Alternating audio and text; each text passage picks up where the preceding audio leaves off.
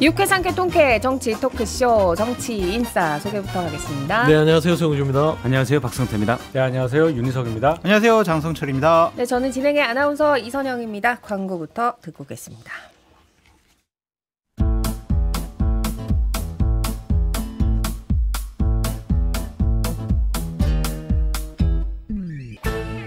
유쾌한 정치 토크쇼 정치인싸. 네, 여러분은 정치인싸와 함께하고 계십니다. 자, 오늘은요, 여론조사를 하나 소개하면서 시작을 할 건데요. 한국갤럽 자체조사고요. 지난 8일부터 10일, 3일간 진행된 여론조사입니다. 자세한 내용은 중앙선거 여론조사 심의위원회 홈페이지 참조하시면 되고요. 이재명 대통령의 국정 지지도가 60%대를 유지하면서 순항을 하고 있습니다. 잘하고 있다 63%, 잘못하고 있다 23%. 이 숫자들 어떻게 보셨어요? 뭐 지금 순항하고 있죠. 아주 순조롭게 가고 있다. 대선 때 득표율에 비하면 굉장히 좋은 성적이고 한 달 만에 앞으로도 당분간은 꽤 높은 지지율이 나올 가능성이 높다. 다만 이제 미국과의 관세 협상 이런 것들을 어떻게 넘기느냐가 진짜 시험대가 될 것이다. 또 전작권 협상도 있잖아요. 이런 거 관련한 여론을 어떻게 또 잘 다독이면서 가느냐 이런 이제 중요한 걸 앞두고 있는데 어쨌든 그런 중요한 일들을 앞두고 있는 상태인데 지지율이 높다는 거는 굉장히 좋은 거죠. 이재명 정부 입장에서는. 저도 이 수치를 보면은 뭐 역대 정부들하고 비교하면은 뭐 낮는 거 아니냐 뭐 이런 비판들을 하는 사람들도 있는데 그 속내를 보면 굉장히 기초를 잘 다지고 있다. 예전 정부들을 보면은 어떤 지지율을 끌어올리기 위해서 이벤트들 하거든요. 이벤트를 통해서 이제 지지율을 견인하고 또 어느 순간에는 못하면 푹 꺼지고 그래서 등락이 이 격차가 클수록 좀 불안정한 것인데 지금 이재명 대통령 같은 경우는 지금 한 39일, 40일 되는데 차근차근 지지율을 높여가고 있어요. 그런 측면에서 굉장히 그 내실이 있는 어떤 그 국정 운영을 하고 있는 게 아닌가 싶고 들여다보면은 TK와 PK에서도요 잘하고 있다가 과반 이상이 나오고 있습니다. 그랬다면은 고루고루 국민들한테 지금 지지를 조금씩 신망을 얻어가고 있다는 측면에서는 저는 뭐 수치 80%냐 70%냐 이거는 중요하지 않고 아주 꽤 잘 좋은 수치와 방향으로 가고 있다 생각하고 싶습니다. 저는 뭐 잘하고 있다 63%보다 잘못하고 있다 23% 수치가 나온 게 조금 의아해요. 솔직히 뭘 잘못하고 있을까 그런 생각이 좀 들어가지고 네. 진영에서 그냥 관성적으로 반대하는 것이 아니냐 좀 그런 생각이 좀 듭니다. 63%의 지지율 좋은 것 같아요. 80% 이렇게 막 너무 막 높게 나오면은 오버할 수 있거든요. 또 교만해지고 오만해질 수 있고 유혹에 빠질 수 있거든요. 진짜 우리 마음대로 해야 되겠다. 그래도 60% 내외의 지지율 기록을 하면 그래도 여론 살피면서 조심하면서 국정 운영할 것으로 보여집니다. 그래서 지금처럼 통합하는 메시지 내고 국회 존중하고 야당 존중하고 인사 문제에 있어서 뭐 조금 여러 가지 문제들이 있지만 통합형 인사들 많이 쓰고 전문가들 쓰고 그러면은 지지율 높아질 건데 중요한 포인트를 윤희석 전 대변인님께서 말씀해 주셨어요. 이제 한 달 좀 지나고 2달째 가고 있는데 성과를 내야 될 일들이 이제 숙제가 이제 눈앞에 있는 거예요. 이제 시험을 치러야 되는 부분들이 있잖아요. 그걸 얼마나 잘 치르는지 봐야 될 것 같습니다.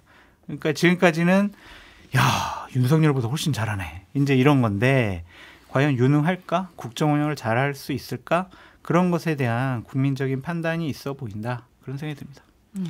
저는 여러 가지 지금 이재명 대통령이 보이고 있는 정책 균형 감각 뭐 인선에서도 그렇고요. 메시지도 그렇고 여러 호평받는 것에 비춰볼 때는 지지율이 오히려 낮게 나온 거다라고 생각을 해요. 근데 이걸 가지고 뭐 굳이 뭐라고 할 필요도 없고 문재인 정부 때는 초기에 80%가 넘었잖아요. 그때는 탄핵에 대한 것도 있었고 물론 지금도 탄핵 이후 대통령이지만 두 번째여서 그런 것들이 좀 덜하고 또 하나는 문재인 전 대통령 같은 경우는 상당히 선한 이미지가 강하잖아요. 그거에 대한 효과도 있었지만 이재명 전 대통령은 전에 이제 당대표 시절에 어떤 게 있었냐면 반 이재명 정서가 꽤 있었거든요. 이미지적으로는 반감을 갖고 있는 분들이 많아요. 그래서 그런 것들 때문에 어쨌든 지지율이 뭐 70%, 80% 올라가기에는 부담이 그런 것들이 장애로 작용하고 있지만 그런 거에 굳이 개념할 필요 없이 지금처럼만 하면 지지율은 계속 높을 것이다. 말씀하신 대로 트럼프의 관세 이런 게 있지만 예를 들어서 외계인이 쳐들어와요. 아무리 유능한 대통령 행정가라고 해도 제대로 대응하기 힘들어요. 트럼프는 사실상 외계인과 가깝기 때문에 네. 성과는 아무리 잘해도 못 나올 수가 있습니다. 관련 문제에 있어서는. 그런데 태도와 노력들을 국민들이 알아주면 지지율은 크게 떨어지지 않을 거라고 봅니다. 저는 이거 숫자가 63% 나온 게요. 이재명 대통령이 이제 대선 투표 당시에 얻었던 득표율을 생각해 보면 50%가 좀 안 됐잖아요. 네. 그러면 그냥 단순히 63%가 높다 낮다보다 이재명 대통령을 지지하지 않았던 사람들도 지금 현재는 좀 네. 지지세로 돌아선 양상 아닌가 이런 해석도 할 수 있겠더라고요. 저는 이재명이라는 이제 그 정치인, 그러면 대통령이지만 이게 진화하고 있다라고 생각이 돼요. 그러니까 이재명 야당 대표 시절의 이재명과 대통령 후보 시절의 이재명과 대통령이 된 이재명이 확연히 달라요. 제가 뭐 민주당을 뭐 대변하고는 했지만 이재명 대표가 야당 대표 시절에 조금 이런 부분들에서는 비판의 소지가 있다라고 저도 여러 번 얘기를 했고 그런 부분에 대해서 뭐 제가 다른 지지층에서 욕을 먹어가면서 감수하면서도 그 지적을 할 부분들이 꽤 있었는데 그럼에도 불구하고 대통령이 된 이재명은 비판할 거에 없어요. 그러니까 칭찬할 수밖에 없고 본인 스스로도 대통령직에 충실하려고 노력하는 모습. 거기에 플러스 워커홀릭이라고 불릴 만큼 너무 열심히 일을 해요. 그래서 저는 이런 부분에 있어서 보수층의 어떤 성향을 갖고 있던 지지층도 감동을 한 게 아닌가. 사실상 좀 이렇게 비판하다가 기대보다 더 잘해버리면 돌아서게 되거든요. 저는 그런 얘기가 있지 않았을까. 근데 분명히 비판할 지점은 있는 것 같고요. 또한 지지율이 이렇게 좀 유지될 수 있는 하나의 힌트? 방법이 있습니다. 그러니까 비판할 지점은 왜 그 조규제, 정규제 이런 분들만 왜 조규제 누구야? 조갑재 대표님 둘이 합하면 정규제.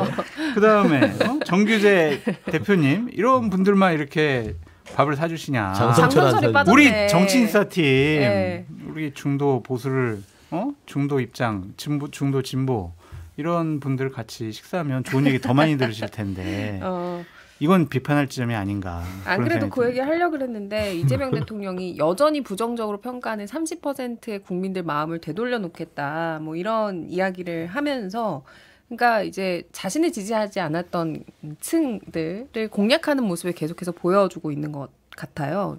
장성철 소장님 얘기하셨지만 조갑재 대표 그리고 네. 정규재 전 주필 그 쓰리샷이 약간 그러니까 좀 뭐라고 할까요? 익숙하지는 않은 그런 모습이었거든요. 근데 대선, 분위기는 화기애애하더라고요. 대선 전에도 뭐 이렇게 두 분 모셔서 그렇죠. 식사하셨다라고 했고 또한 자꾸 자기 진영에 있는 사람들만 이념이 비슷한 사람들만 만나는 거는 대통령으로서 여러 가지 좀 부적절하지 않냐 그런 생각이 들어요. 이재명 대통령께서 대통령 되고 나서 진영을 넘어서는 대한민국 대통령이 되겠다고 하시잖아요.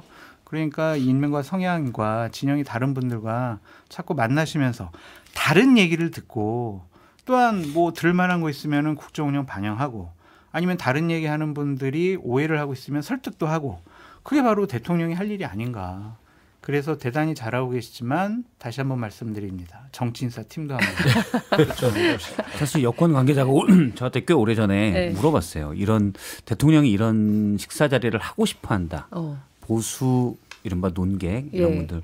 이제 장 소장님을 여권 관계자에게 추천했습니다. 감사합니다. 그런데 이제 원로도 반영이 안 됐네요. 네, 반영이 두 가지가 있었던. 제가 사실 다른 분들도 좀 원로라고 얘기 듣는 다른 분들도 좀 말씀을 드렸었는데 일단 원로의 언론인 출신들을 좀 보는 것 같아요. 그래야 이제 정치인 출신들은 약간 부담스러워하는 것 같았고 그럼요. 그러다 보니까 두 분이 해서 이렇게 식사를 한 것 같습니다. 장 소장님도 원로에서 빠져가지고 아니 좀 머리만 보면 원로 아니에요? 그래요. 백발로 따지면 같이 먹어도 머리만 봤으면 좋은데 전혀 이상하지 않아요. 입까지 봤던 것 같아요. 그리고 김종인 전 비대위원장도 미국 특사로 그렇죠. 보내기로 했잖아요. 그것도 이제 이런 어떤 개념의 일환인 것 같아요. 그렇게 봐야죠. 또 윤여준 전 장관님 같은 경우에는 유럽에 또 특사로 가신다고 하잖아요. 보수 쪽 인사들과 함께 국정을 운영을 하겠다. 그런 이미지 신호를 주는 것으로 이걸 나쁘다고 비판할 수는 없잖아요. 네. 그런 게 지금 효과가 나오는 것 같아요. 실제 선거 캠페인 기간 중에는 중도 보수 포지셔닝 할 때 이게 그냥 말만 그러냐라는 시각들이 많이 있었는데 실제 지금 정책이나 인선 여러 메시지 보면 그렇지 않고 있고 앞서 이제 말씀하신 갤럽 여론조사에서도 PK, TK 지역이 긍정이 55예요. 55%. 예. 네. 지난 똑같이. 대선 때 득표율로 따지면 대구가 23%였습니다. 그런데 지금 긍정이 55, 훨씬 많아요. 부정보다. TK 지역이.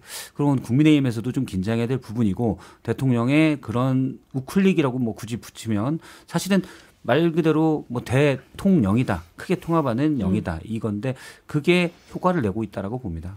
지금 이제 말씀하신 것처럼 이재명 대통령의 기조는 확실하게 국민 통합이 우선인 것 같아요. 그런데 이제 국정기획위원회가 이재명 정부의 100대 국정과제에서 내란 종식 카테고리를 빼겠다.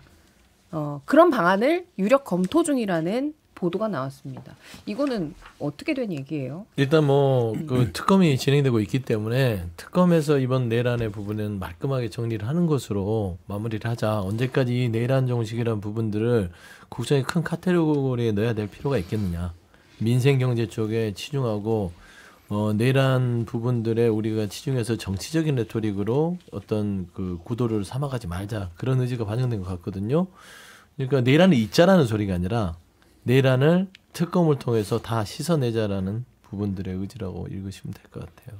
그러니까 이제 문재인 정부 때도 적폐청산하자 이 슬로건을 내걸었다가 이제 뭐 임기 내내 적폐청산만 남았죠. 문재인 정부가 잘한 부분이 많은데 그냥 문재인 정부는 적폐청산 정부처럼 이미지화 되니까 뭔가 민생이나 경제 부분에 있어서는 등한시한 것처럼 보이거든요. 그래서 저도 애초에 그랬어요. 내란은 속전속결로 끝내야 된다.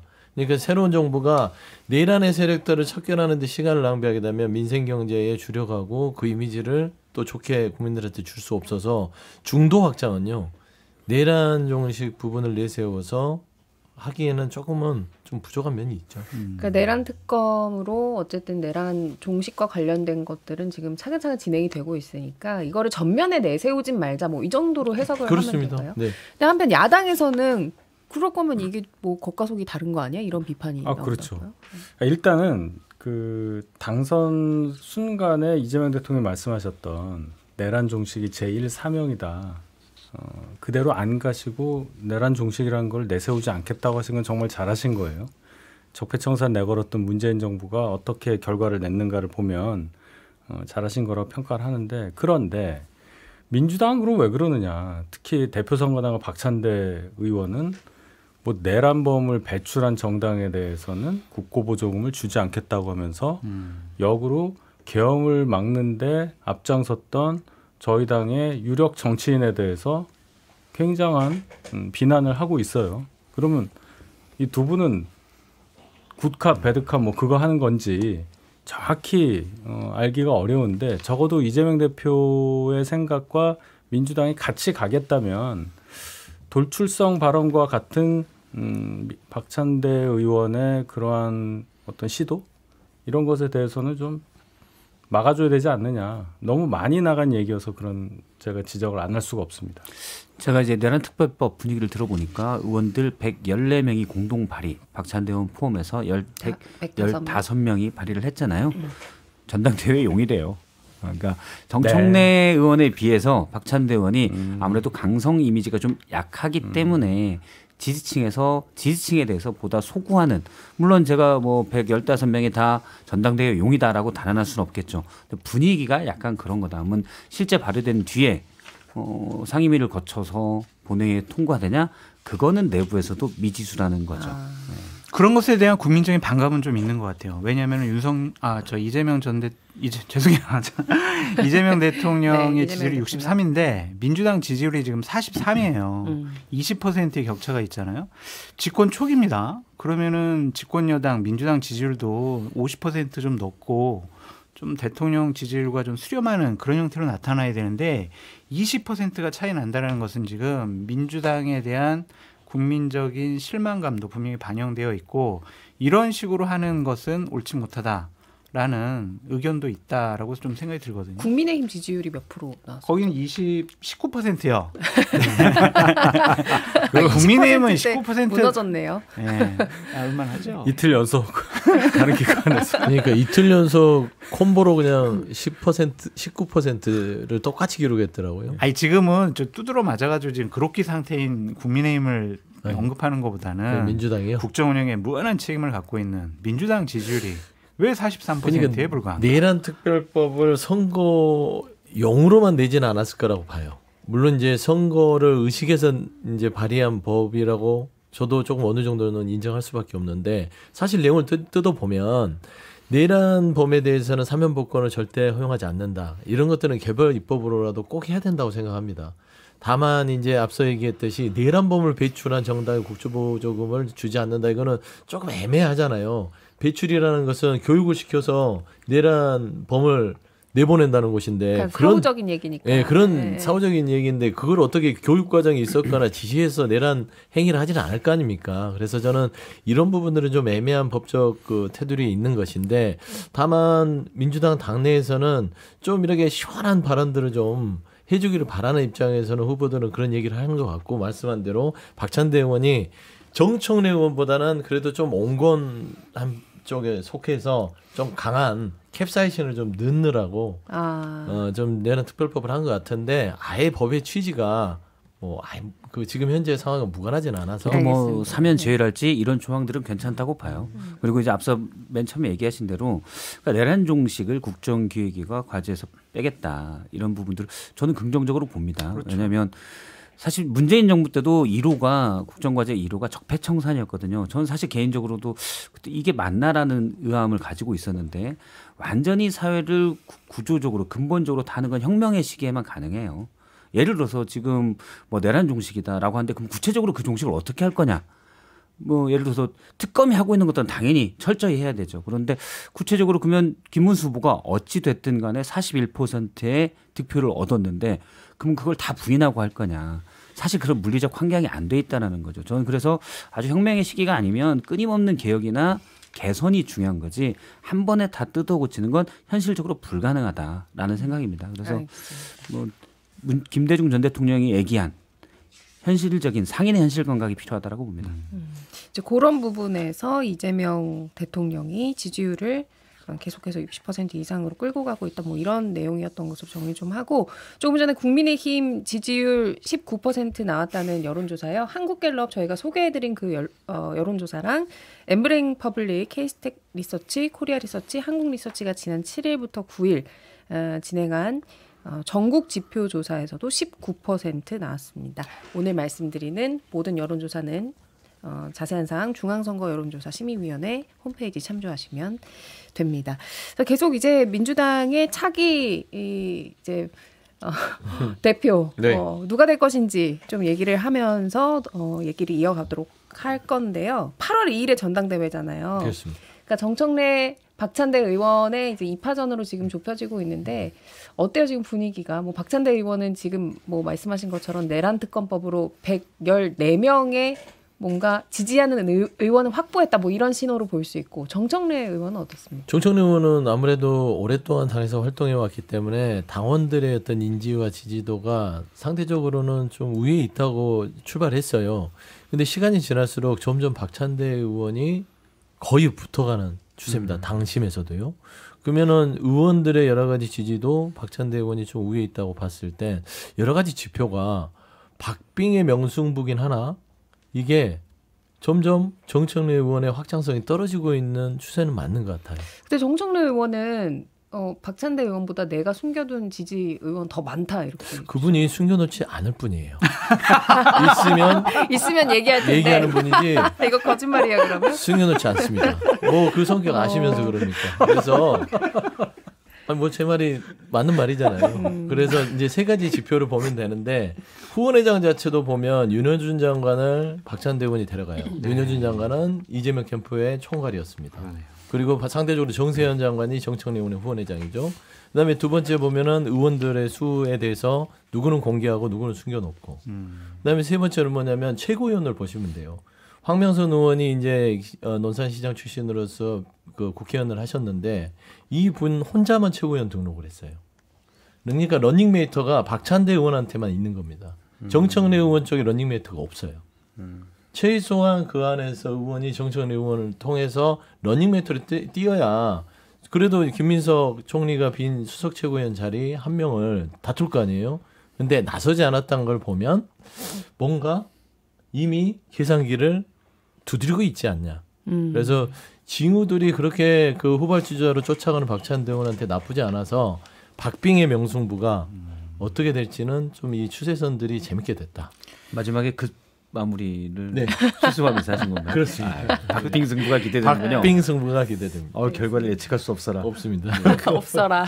김어준 씨가 이제 정청래 의원 후보를 편드는 듯한 응원하는 듯한 모습을 보이고 있잖아요. 그래서 그분이 또 진보 진영이라든지 권리당원에 끼치는 영향력이 상당하니까 뭐 그렇게 원사이드한 게임은 나오지 않을 것 같고 지금까지 공표된 여론조사들을 보면은 어쨌든 정청래 의원이 조금 앞서는 그런 여론조사들이 많이 발표됐잖아요. 근데 이제 다른 분석은 필요 없을 것 같고요. 민주당의 맥을 잘 짚는 어떤 분이 좀 박찬대 의원이 좀 유리하지 않냐 그런 얘기를 하시더라고요. 그래서 서모 씨가. 네, 그래서 그걸 믿기로 했습니다. 저는 개인적인 서모 씨를 보호해야 되기 때문에 이미 다 얘기했잖아요. 어떻게? 다 얘기하셨어요. 아 근데 저는 정확한 분석이지 그렇죠. 이거는 어떤 네. 개인적인 주관적인 판단이 아니고 수치들이 얘기해주고 있다. 제가 이제 민주당 의원이나 당직자에게 물어보면 지금 여론에서는 박찬대 의원이 뒤지더라도 이길 거다라고 여도 분위기를 얘기해요. 근데 당원들 분위기는 좀 다를 수 있어서 봐야 될 것 같습니다. 알겠습니다. 여기까지 하고요. 저희는 광고 듣고 와서 계속해서 이어가겠습니다. 지금 여러분께서는 6회, 상쾌, 통쾌한 정치 토크쇼 정치 인사를 듣고 계십니다.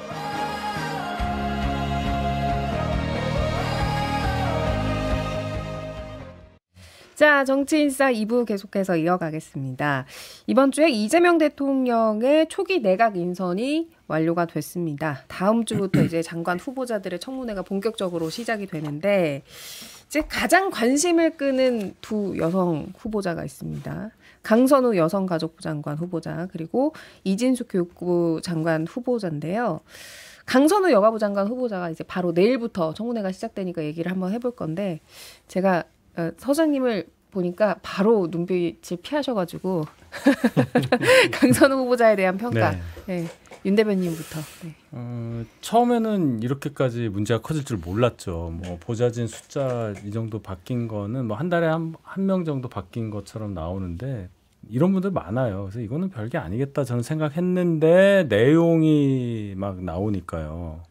이게 소위 말해서 이제 갑질이라고 하는 거잖아요. 보좌관 갑질을. 그렇죠. 우월한 본인의 지위를 활용을 해서 폭력적인 뭔가를 한다 이건데 이 내용이 저는 정말 놀랐습니다. 그러니까 처음에 언론에 공개됐던 내용이 뭐 자택에 있는 비대 수리를 보좌관에게 뭐 얘기를 했다. 그렇죠. 뭐 그런 것들이었잖아요. 비대를 왜 보좌진한테 고쳐달라고 하는지 모르겠고, 그다음에 이제 쓰레기를 집에 있는 걸 갖고 와서 의원회관에 가져간 다음에 이걸 분리수거하라고 했다는 건 도대체 일부러 그랬다는 거로밖에 생각이 안 들어요. 괴롭히려고 그랬다라고 뭐 그거 외에는 하시는 거예요? 쓰레기 봉투 값을 치를 것도 아니고 분리수거할 거면 분리수거하는 곳이 그 자택 주변에 분명히 있을 텐데.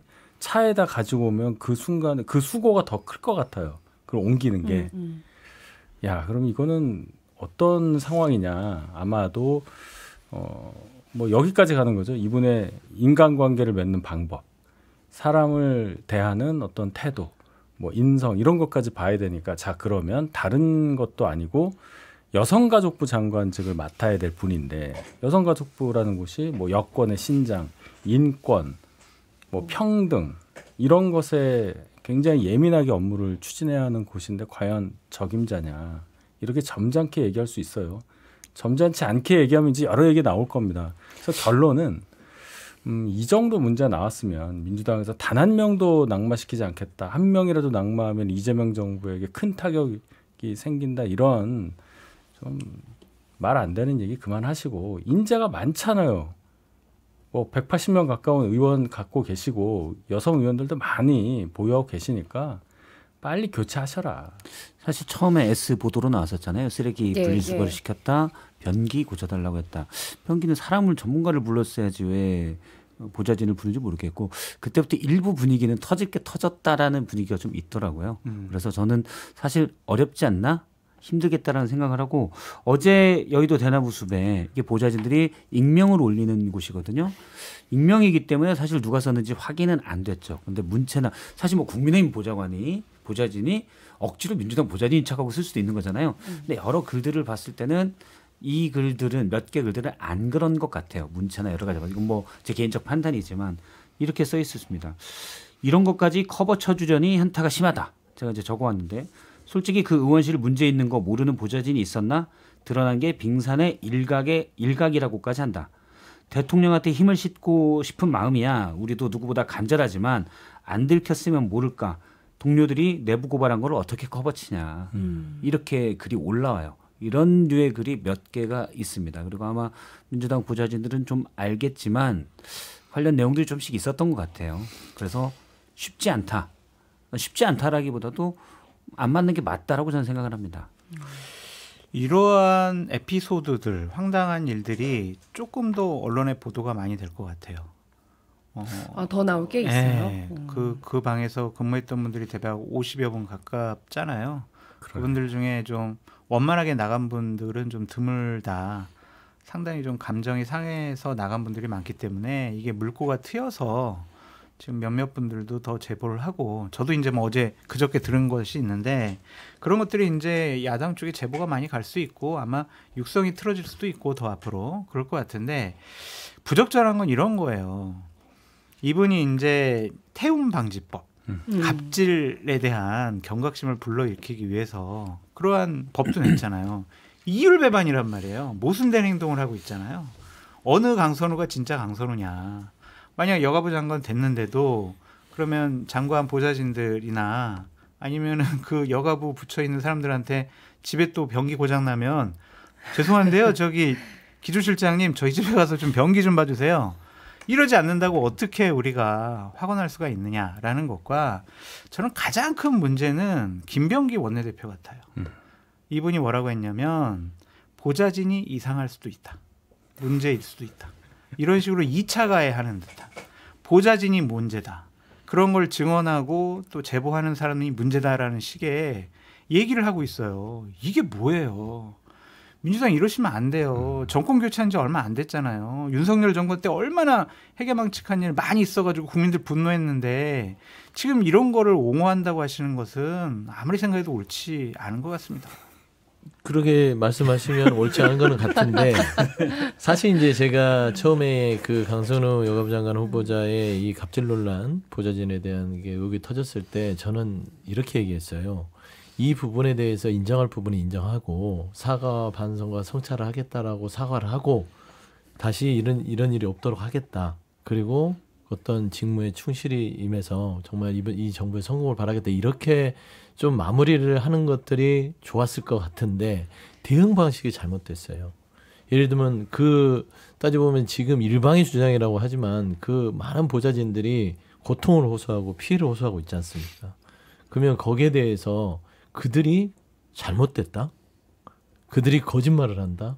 이거는 국무위원의 자격에서 한참 멀어지는 거죠. 저는 이재명 정부의 인사는 뭐 5대 기준, 7대 기준 다 필요 없습니다.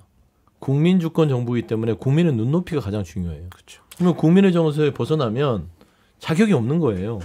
그래서 저는 사실상 강선우 장관 후보자의 태도 부분들이 계속해서 이 부분을 묻어놓고 마치 본인이 그냥 좀 부족한 보좌진들에게 피해를 당한 마냥 이렇게 해버리면 국민들이 그거를 용인하겠냐고요. 그래서 강제적으로 임명이 되면 그거를 이재명 정부에 좋은 영향이 있겠냐고요. 저는 그래서 강선우 여성부 장관 후보자나 또 교육부 장관 후보자이기도 하겠지만 이준숙 교육부 장관 후보자 이 두 분은요.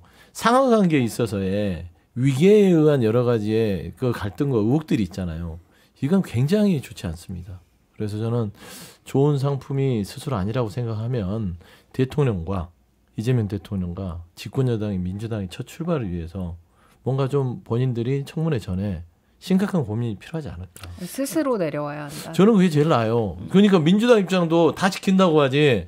이 사람 문제였으니까 나가시오. 할 수가 없어요. 동료 의원이기도 하고 집권여당 입장에서는 첫 인선인데 이거를 이거는 버리겠다.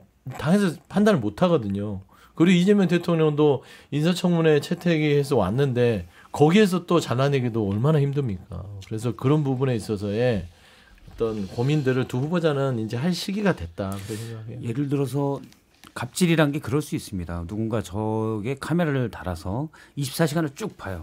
그래서 한 장면만 딱 포커스를 두면 저 친구 인성이 나쁘네, 저 친구 갑질이네, 뭐 그렇게 볼 수 있죠. 사실은 그렇게 오해받을 수 있는 장면들도 있을 수 있겠지만 강선우 후보자의 경우는 반복적이라는 거고, 그리고 또 하나 지금 말씀하셨듯이 아니라고, 이제 특히 변기 문제 같은 경우 아니라고 했는데 문자 메시지를 통해서 그 보좌관의 주장이 사실임이 드러났잖아요. 그러니까 거짓말 논란까지 생겼고, 예를 들어서 쓰레기를 분리수거 시켜라.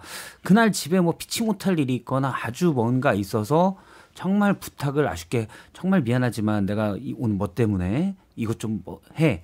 그러면 한 장면, 그 장면만 딱 포커스 두면 갑질일 수 있지만 정말 우연한 상황이 있을 수도 있잖아요. 전후 맥락을 다르면 이해될 수도 있는 그런 장면들도 있을 수가 있는데 쭉 분위기를 들어보면 그냥 반복적이고 그랬던 것 같아요. 그래서 갑질에서 벗어날 수 없을 것 같다. 그리고 저는 이진숙 후보자 관련돼서는 따로 쟁점을 정리하지 않고 있습니다. 그냥 아웃될 것 같아서. 근데 그 방식이 어떻게 아웃될 거라고 보세요? 뭐 청문회를 거치고 야당의 거센 공격을 받아서 결국에 낙마하는 형태일지, 아니면 본인이 먼저 물러나는 게 가장 좋지만 안 한다면 청문회를 거쳐서 아웃되지 않겠나. 쟁점이 있는 것들은 제가 쟁점 사항을 저도 이걸로 일을 해야 되니까 정리를 하는데 어느 순간부터 안 하고 있어요. 네. 강선우 후보자 같은 경우에는 저 승주 수장님이나 저나 다 보좌관 생활을 해봤지만 만약 그런 일을 했다라고 하면 보좌관으로서는 정말 모멸감을 느낄 수밖에 그렇죠. 없다. 네. 그러니까 이제 자꾸 제보가 들어가는 것이고, 그 민주당 민보협이라고 보좌진 협의회 이제 회장이 있어요. 제 이제 대학 후배인데 어제 보니까 페이스북에다가 한 일주일 정도 판단을 해보고 우리 보좌진들의 입장을 내겠다라고 했거든요. 근데 만약에 그것이 이제 나가게 되면은 강선 후보자에게 별로 안 좋으니까 민주당 뭐 김병기 원내대표라든지 아니면 다른 지도부가 전화를 해서 입장 내지 마라, 뭐 이런 식의 압력은 안 가했으면 좋겠다. 좀 그런 생각이 들고요. 저 억지 실드를 안 쳤으면 좋겠어요. 아까 김병기 원내대표께서 뭐 문제 있다 이런 식으로 얘기를 했잖아요. 보좌진. 이진수 교육부 장관 후보자와 관련해서는 문진석 의원이 뭐라고 했냐면요. 대학생 논문은 교수가 나눠준 프로젝트를 수행하는 거다. 이런 식으로 그냥 디펜스를 쳐요. 옹호를 한단 말이에요. 이러면은 그냥 석사학위나 지금 박사학위 논문 쓰는 많은 대학원생들이 얼마나 지금 분노하겠냐고요. 그러니까 좀 이러한 억지, 해괴망측한 이러한 변명이라든지 옹호는 안 했으면 좋겠다.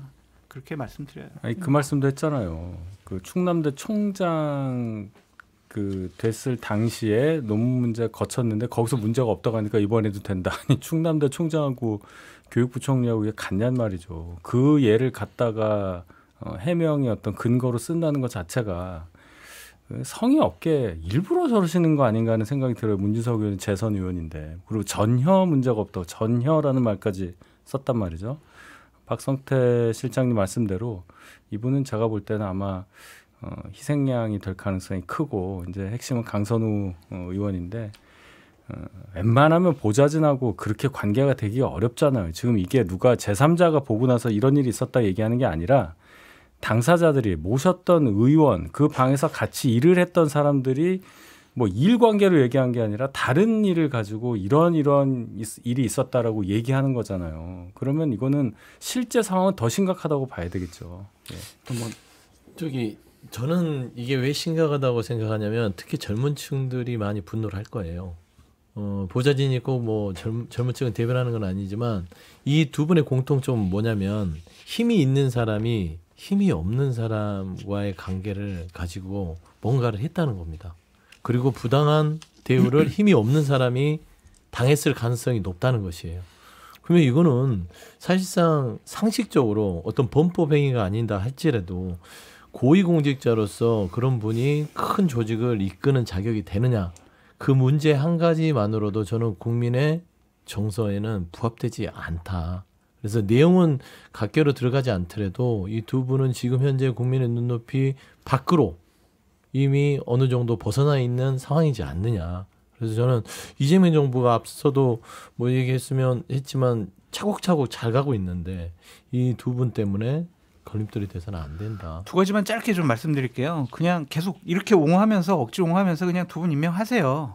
국민 여론이 그럼 잘했다 이렇게 판단할지 국정 운영에 분명히 부담이 될 거다라는 생각이 들고 국민의힘 송원석 원내대표 겸 비대위원장이 강선우 후보자에 대한 갑질 논란에 대한 비판을 많이 하잖아요. 근데 그게 타격감이 없고 당신은 그런 생각이 드는 거란 말이에요.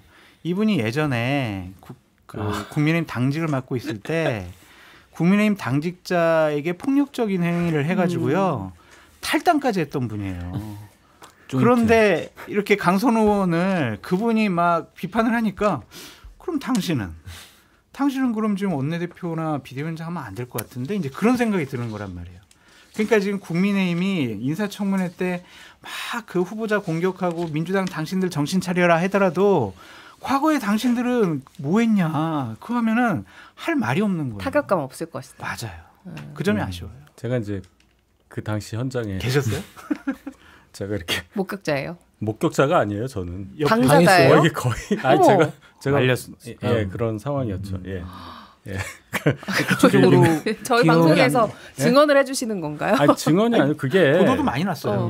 그게 이제 그 자리 문제 때문에 그날이 4.7 재보궐선거 당일이었단 말이에요. 그래서 이제 당선되는 순간에 앞자리에 왜 쫙 앉잖아요. 거기서 엉뚱한 분들이 몇 분 오셔가지고 자리가 밀린 거예요. 그것 때문에 송원석 당시 비대위원장 비서실장이 그 자리 문제 때문에 약간 좀 노하셔서 그런 가운데 보좌진과 그러니까 당 사무처 분들과 약간의 이게 자리가 왜 이렇게 하는 과정에서 하여튼 뭐 그런 게 있었고 제가 하여튼 그런 게가 조인트 제가 몸을 아닌가요? 던졌으면 조인트? 그런 일이 없었을 텐데 다 윤희석 대변인님 잘못이네요. 제 탓입니다. 그래서 제가 이렇게 하려고 했는데 하여튼 그렇게 됐고 어쨌든 사회가 이 우월한 지위와 그렇지 않은 사람 간의 관계에 대해서 굉장히 예민하다는 거는 뭐 공제 사실이잖아요. 전 같으면 이런 일이 이렇게 벌어졌겠어요? 당연히 알아서 누르죠. 근데 지금은 그런 사회가 아니라는 것 때문에라도 강선우 의원 건 같은 경우는 설령 장관직을 수행하더라도 불행하다. 그 민주당에서 무슨 공강 갑질했다라고 해가지고 뭐 커피 타와라 뭐 집에 가서 심부름 시켰다고 그래가지고 그 무슨 육군 대장도 막 물러나라고 그러고 감옥 보내야 된다고 그렇게 외쳤던 분들이잖아요. 그러니까 그거랑 뭐가 다르냐. 공관병 그러니까 사건. 사실은 그런 일도 있을 수가 있습니다. 그러니까 보좌진과 뭐 갑을 상호 관계지만 사이가 안 좋게 헤어지면서 이 하하였던 보좌진이 뭐 내부에서 폭로하고 근데 앙심을 품고 물론 이런 경우들도 있을 수가 있지만 그건 이제 전체적인 맥락을 봐야 되는데 이 경우는 특별한 하나의 경우가 아닌 것 같다. 전반적으로 그런 여론이 제가 민주당 보좌진들도 물어보니까 좀 많더라고요. 알겠습니다. 이거 뭐 청문회를 좀 지켜보도록 하고 또 다른 이진숙 방통위원장 다른 이진숙 한번 얘기를 해보죠.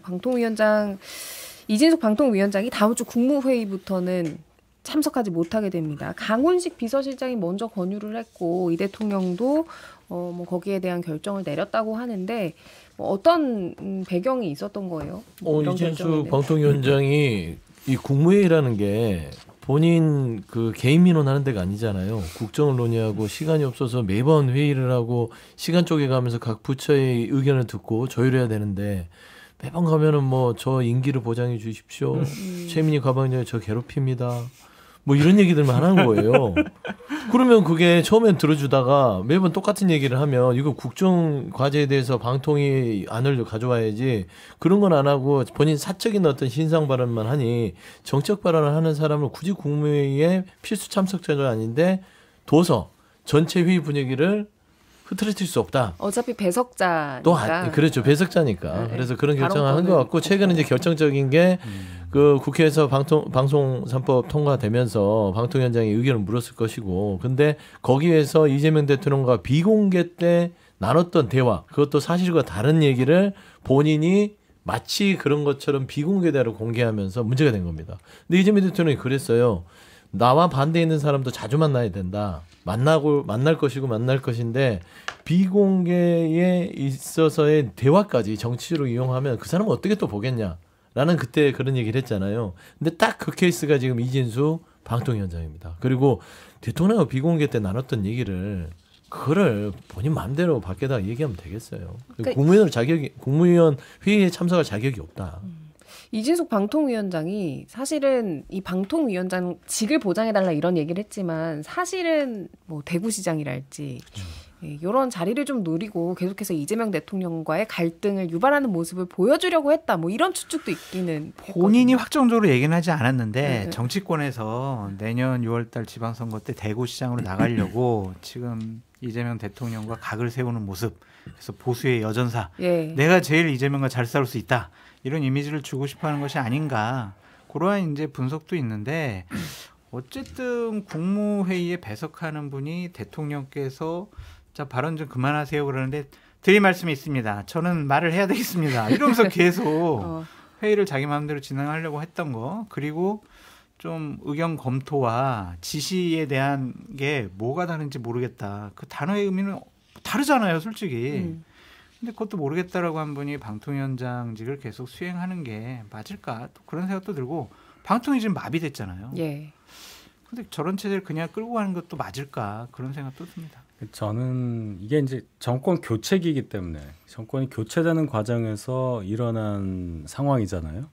전 정부에서 임명된 어떤 뭐 국무위원이나 장관급 공직자가 현직 대통령과 벌여야 하는 이런 긴장 관계 여기서 나오는 건데 뭐 윤석열 대통령 처음 취임 초기에도 이런 일이 있었죠. 심지어 전현희 전 권익위원장은 아예 그냥 국무회의 오지 말아라고 통보도 받았고 감사원에서 감사받으니까 1인 시위도 했어요.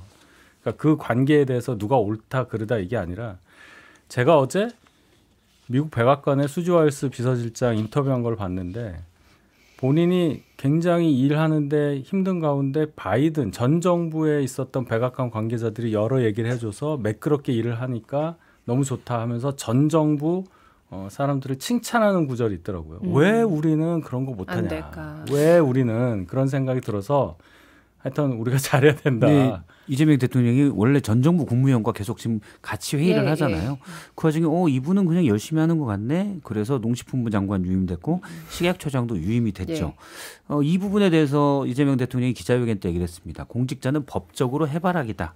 해바라기라고 뭐라고 할 게 아니라 그러니까 최종 결정권자, 선출된 권력이 어떻게 하느냐에 따라 다르다. 저는 그 말에 100% 동의합니다. 근데 거기에 대해서 이진숙 그 방통위원장은 그냥 잡초인 것 같아요. 그래서 해가 비추면 안 되는. 그래서 해가 잘해서 될 일이 아니다. 그리고 방통위가 합의제 기관이기 때문에 정부랑 꼭 임기를 맞춰야 되냐? 거기에 대해서 의문을 가질 수도 있지만 이미 방통위는 5명인데 원래 위원이 1명밖에 없어요. 합의제 이런 것도 유명무실돼 있고 공정성을 담보를 해야 되는데 이진숙 방통위원장은 제일 불공정한 사람입니다. 그리고 이제 이진숙 방통위원장뿐만이 아니라 최재해 감사원장 그리고 유병호 감사위원에 대한 즉시 사퇴 요구도 나오고 있어요. 이거는 어떻게 좀 진행이 될까요? 사퇴를 요구를 하는데 과연 사퇴를 하겠냐 좀 그런 생각이 듭니다. 버틸 때까지 버티고 이진숙 방통위원장 같은 경우에는 제 임기는 내년 8월까지예요. 계속 그렇게 얘기를 하고 있잖아요. 그냥 밀려나듯이 사퇴는 하지 않을 것 같다. 좀 그런 생각이 듭니다. 근데 민주당도 그래요. 윤석열 정권 처음 들었었을 때 문재인 정권 때 임명됐던 공직자들 그냥 그만두면 안 된다. 그런 식으로 얘기를 해놓고 이제 와서 그런다. 이것도 참 모순된 행위인 것 같고. 대통령과 공직자 임기를 맞추는 법안 빨리 민주당 발의해가지고 통과시키세요. 그건 맞고요. 근데 이제 그 전현희 권익위원장이 지금 이진숙 방통위원장처럼 그러진 않았어요. 임기 보장해달라고. 그리고 뭐 국무회의에 참석도 안 했고 윤석열 대통령이 대들지도 않았어요. 임기 보장해달라고. 그건 나중에 잘라내려고 하니까 출퇴근 갖고 감사원에서 지적하고 그런 일을 하니까 가만히 뒀으면 되는데 건드려서 그거를 사람을 억울하게 만든 거잖아요. 이진숙 방통위원장은 이재명 정부 들어서 다 들어줬어요. 얘기해 보세요 하니까 그런 보장해 주세요. 뜻으로 제가 말씀드린 게 아니에요. 그러니까요. 그런 상황은 좀 비교의 대상은 안 될 것 같고 저는 실제 감사원장 같은 경우 그다음에 그 사무총장 유병호 이 두 분들은요 감사원의 감사직을 지난 정부에서 거의 정치적으로 활용했던 사람들입니다. 헌법기관으로 자격이 없다. 그런 의미에서의 어떤 사퇴를 요구하는 것이지 이번 새로운 정부가 들어왔으니까 그만둬라. 그거하고는 좀 맥락이 다르다. 유병호 감사위원 같은 경우는 지금 특검의 수사 대상이 될 걸로 보고 있습니다. 관저 이전 문제에 대해서 제대로 된 감사를 못하게 막았거든요. 수사 대상이 될 겁니다. 알겠습니다. 여기까지 듣고 저희는 광고 듣고 다시 오겠습니다. 네, 정치인싸 이번 주 방송은 여기까지입니다. 저희는 다음 주 토요일 오전 11시 5분에 다시 찾아뵙겠습니다. 고맙습니다. 감사합니다. 감사합니다.